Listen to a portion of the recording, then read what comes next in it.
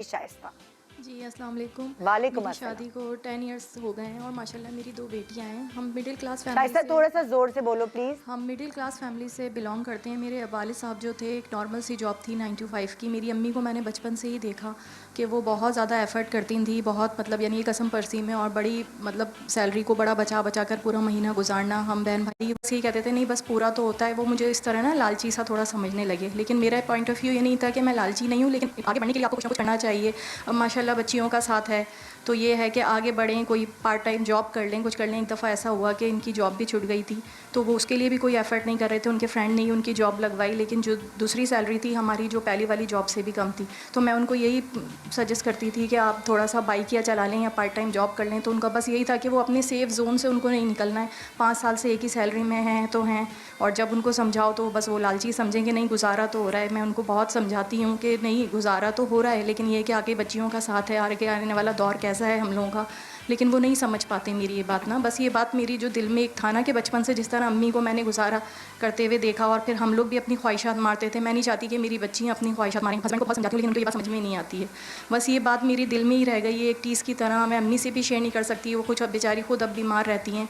बस ये था कि एक ही सैलरी में गुजारा करना है अपना, इसी तरह ही बस चलते रहना है। मैं हालांकि अपने खुद ही माशाल्लाह क्वालिफाइड हूँ, मैं ट्यूशन्स लेती हूँ, लेकिन ये कि मैं चाहती हूँ कि वो थोड़े एम्बिशियस हों, उनमें आगे बढ़ने की लगन ही नहीं है, कोई जुस्तजू नहीं है कि कोई पार्ट टाइम जॉब कर लें, कुछ कर लें। बस यही है मेरा। अच्छा, और जो आपके स्पाउस होते हैं उनमें अलग अलग तरीके की खुसूसियात होती हैं और अलग अलग तरीके की खामियां भी होती हैं। तो जब ओवर एम्बिशियस होता है आदमी तब भी औरत को कभी कभार खलता है कि मुझे टाइम नहीं देता, और जब वो बिल्कुल अंडर एम्बिशियस होता है, क्योंकि ज्यादातर आदमी के ऊपर ही हम रिलाई करते हैं कि उसने घर चलाना है, सब अब तो वो मिल गया, या तो आपकी लॉटरी निकलती है या नहीं निकलती, अब क्या करें। और हमारे यहाँ ये है कि भाई उसी के साथ जिंदगी गुजारनी है, उसके सारी अच्छाई और बुराई के साथ। तो क्या करे फिर औरत?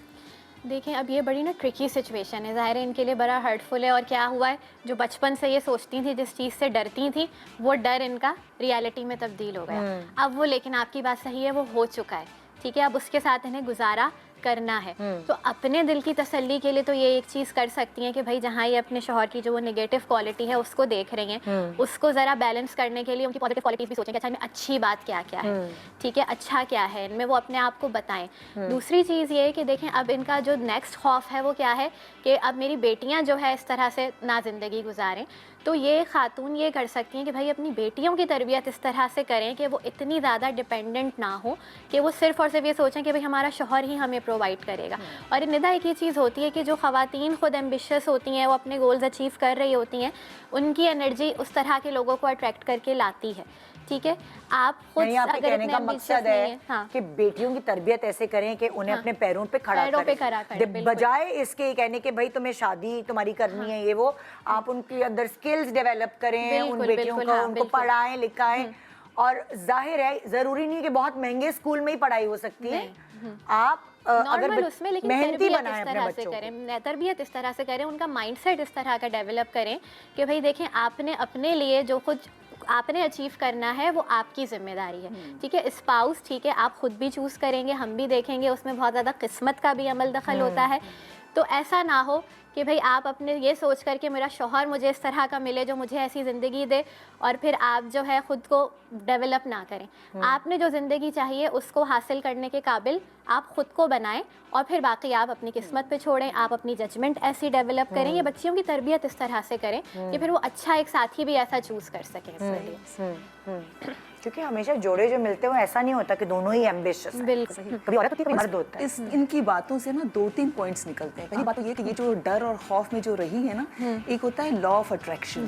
उसमें क्या होता है कि आप अगर बचपन से जो सोचते हैं ना, आपकी सारी एनर्जी आपको उस तरफ ले जाती है। तो ये जो बचपन से ये बात होगी मैनिफेस्ट करने की, जो आप मैनिफेस्ट करते हैं तो वो आपके सामने आ जाता है। अब ये एक खौफ में तो मुब्तला हो गई, क्योंकि वो अपने साथ लेती भी आई थी, उनको हस्बैंड भी वैसे मिले, लेकिन अब ये अपनी बेटियों के अंदर भी वो खौफ ना डालें, और ये खुद भी अपने खौफ से निकलें कि मेरी बेटियों के साथ मेरी बेटियां जो हैं वो अपनी ख्वाहिशात पूरी नहीं कर पा रही। इन चीज़ों से निकल के इनको सोचना पड़ेगा कि मेरे वो अब कितनी लकी हैं कि उनके हस्बैंड उनको काम करने से मना नहीं करें। बहुत सारी ऐसी फैमिलीज होती हैं, हस्बैंड्स होते हैं खुद तो नहीं करते हैं, लेकिन अपनी बीवियों को भी कुछ नहीं करने देते। ये कम से कम कह रही हैं कि मैं ट्यूशन्स देती हूँ, ठीक है।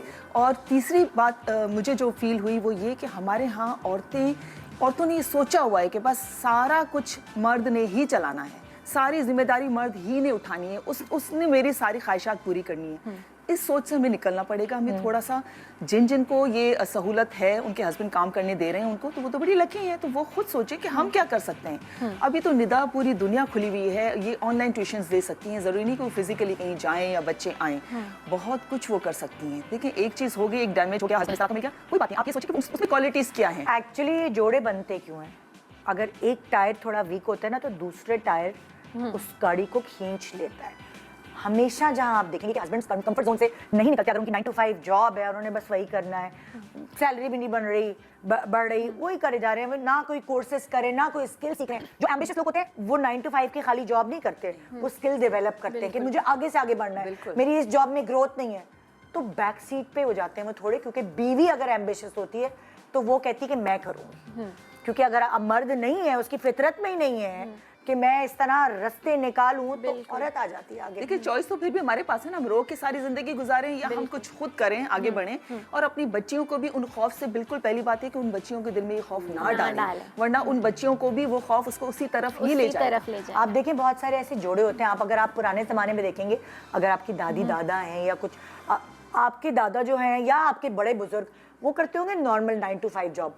जो दादी हैं वो कमेटियां डाल रही हैं, पैसे जमा कर रही हैं, वो मतलब घर में बैठी हुई वो हाउसवाइफ हैं, लेकिन उन्होंने किस तरह बचत करनी है, तो उन्होंने वही दादा के कंफर्ट जोन वाले पैसों को किस तरह हेर फेर करके रख रखा हो, किसको कितना देना है, लेना है, वहां से ये पैसे जमा कर लिए। कुछ लोग ऐसे में कुछ ऐसे होते हैं। मेरे पेरेंट्स हैं, बाबा ईस्ट पाकिस्तान के दौर में, और फिर वो रेड कैंप में वहाँ पे भी रहे और कराची फिर यहाँ मूव हुए, मम्मी लोग भी कश्ती में आए एंड ऑल दैट। तो उसके बाद से एक नई जिंदगी, उन लोग की शादी फिर हुई और फिर पापा नहीं ज़्यादा पढ़ पाए थे, तो पापा की एक नॉर्मल सी जॉब थी, बट मम्मा वाज वेरी, जिसको कहते हैं ना सुबह, उनकी प्रायोरिटी यही थी कि हम पढ़ अच्छा लें, कम खा लें, कम कुछ कर लें और हम पढ़ बेहतर लें। तो चाहे हम सागरे में थे या कराची पाकिस्तान में थे, फिर जब पापा को हार्ट अटैक हुआ तो मम्मी वाकई समझदार थी। So we were all students at that time, और तब मम्मा ने कहा था कि now you guys need to understand कि कुछ नहीं पता आगे लाइफ का क्या है क्या नहीं है, थोड़ा सा बाहर निकलो, थोड़ा सा जॉब करो, थोड़ा सा ये करो, कुछ ये चीज़ सीख लो, वो सीख लो।